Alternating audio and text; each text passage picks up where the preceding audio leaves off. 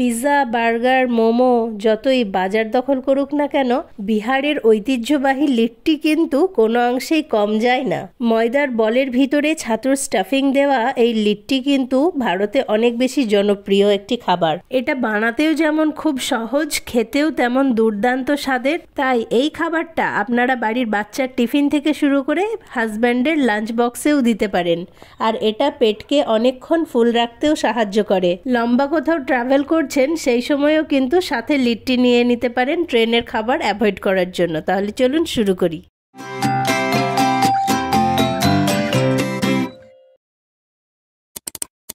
লিট্টি বানানোর জন্য প্রথমেই আমি 2 ইঞ্চ পরিমাণ আদা, 8 থেকে 10টা রসুন, 2 টেবিল চামচ আমের আচার আর সেই সাথে অনেকগুলো কাঁচামরিচ নিয়েছি, কারণ এটা ঝাল ঝাল হবে। তারপর এটাকে একটা মিক্সচার জারের মধ্যে নিয়ে ভালো করে পেস্ট বানিয়ে নিতে হবে। তো এই যে দেখুন, এখানে আমি পেস্ট বানিয়ে নিয়েছি। এই সবগুলোর একটা ভালো মিশ্রণ তৈরি করে নিয়েছি। তারপর আমাদের আরও যেসব উপকরণগুলো লাগবে তার মধ্যে হচ্ছে ধনেপাতা, তারপর 4টে পেঁয়াজকে খুব ফাইনলি চপড করে নেওয়া হয়েছে, ঠিক যেমনটা আপনারা দেখছেন। এই রেসিপির মেন ইনগ্রেডিয়েন্ট হলো ছাতু। তো এখানে হাফ কেজি মানে 500 গ্রাম ছাতু নেওয়া হয়েছে। তো এবার এই ছাতুর মধ্যে প্রথমেই দিয়ে দেব কুচানো পেঁয়াজ, তারপর যে পেস্টটা বানিয়েছি কাঁচা মরিচ, আদা, রসুন আর আচারের, এবার ওই পেস্টটা দিয়ে দিচ্ছি ধনেপাতা কুচি, এবার দিয়ে দিচ্ছি 2 টেবিল চামচ লবণ। এখানে অনেক বেশি পরিমাণে বানানো হচ্ছে, এই জন্য 2 টেবিল চামচ ভর্তি করে লবণ দিয়ে দিলাম। এখানে দেখুন 50 গ্রাম সর্ষের তেল নেওয়া হয়েছে।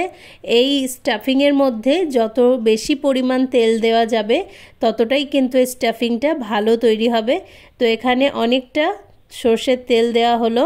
এবার এটাকে খুব ভালোভাবে হাতের সাহায্যে মিশিয়ে নিতে হবে। তো এই যে দেখুন, ছাতুটা খুব ভালোভাবে মিশিয়ে নেওয়া হয়েছে। তো অল্প একটু হাতে নিয়ে এইভাবে মুঠো করে দেখতে হবে। যদি এরকম মুঠো হয় তাহলে বুঝে নিতে হবে যে স্টাফিংটা রেডি হয়ে গেছে। তো এখানে 2 কেজি ময়দা নেওয়া হয়েছে লিট্টির জন্য। এবার এই ময়দার মধ্যে প্রথমেই দিয়ে দেওয়া হচ্ছে হাফ চা চামচ বেকিং সোডা, তারপর দেওয়া হচ্ছে 2 টিস্পুন জোয়ান। আর আলাদা করে এর মধ্যে কোনো লবণ দেওয়া হচ্ছে না, কারণ এই জোয়ানের মধ্যে কিন্তু অল্প বিট নুন মেশানো ছিল। আপনারা চাইলে ময়দায় অল্প লবণ দিতে পারেন, আবার নাও দিতে পারেন, যেরকম আমরাও দিইনি সেইভাবে, কারণ ছাতুর মধ্যে কিন্তু লবণ দেওয়া হয়েছে। তো ময়দার মধ্যে অল্প অল্প জল দিয়ে এটার সুন্দর একটা ডো বানিয়ে নিতে হবে। তো এই যে দেখুন, ডোটা বানানো হয়ে গেছে। আর ডোটাকে 30 মিনিটসের মতো রেস্টে রাখা হয়েছিল। রেস্টে রাখার ফলে লিট্টিগুলো ভালো ফুলবে। তো এখন এই ডো অল্প অল্প করে কেটে নিয়ে ছোট ছোট বলের মতো তৈরি করে নিতে হবে, ঠিক যেমন আমরা লুচি বানানোর সময় করে থাকি। তো এই যে দেখুন, এইভাবে গোল গোল লেচি কেটে নিয়ে বানিয়ে নিতে হবে, ঠিক যেরকম আমরা লুচি বানানোর জন্য করে থাকি।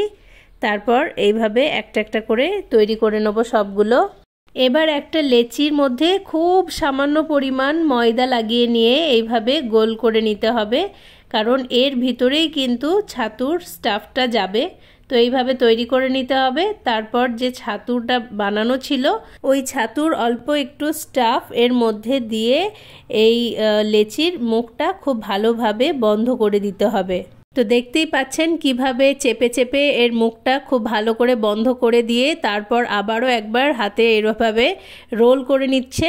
তারপর এটাকে আবার হালকা এইভাবে চেপে চেপে শেপ দিয়ে নিতে হবে, কারণ এটা পরবর্তীতে লুচির মতো করে বেলা হবে। এই জন্য এইভাবে একটা একটা করে রেডি করে রাখা হচ্ছে এক সাইডে। তো এটাকে এখন আমি হালকা করে প্রেস দিয়ে বেলে নেব। খুব বড় বড় বেলবো না, একটু মোটামুটি সাইজের বেলে নিলেই হবে।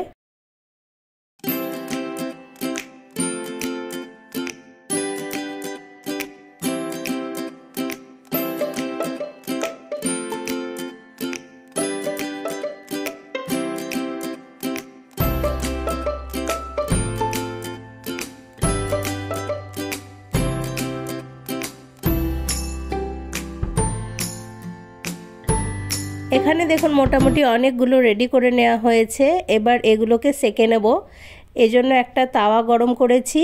এবার এই লিট্টিগুলোকে তাওয়ার মধ্যে দিয়ে হালকা করে সেঁকে নিতে হবে। সাধারণত লিট্টি বেকড করে তৈরি করা হয়, তবে আবার এইভাবেও কিন্তু বানানো যায়। এই লিট্টির রেসিপিটা আমি আমার খুব কাছের ডিমাপুরের এক বিহারি ফ্যামিলির কাছ থেকে শিখেছি।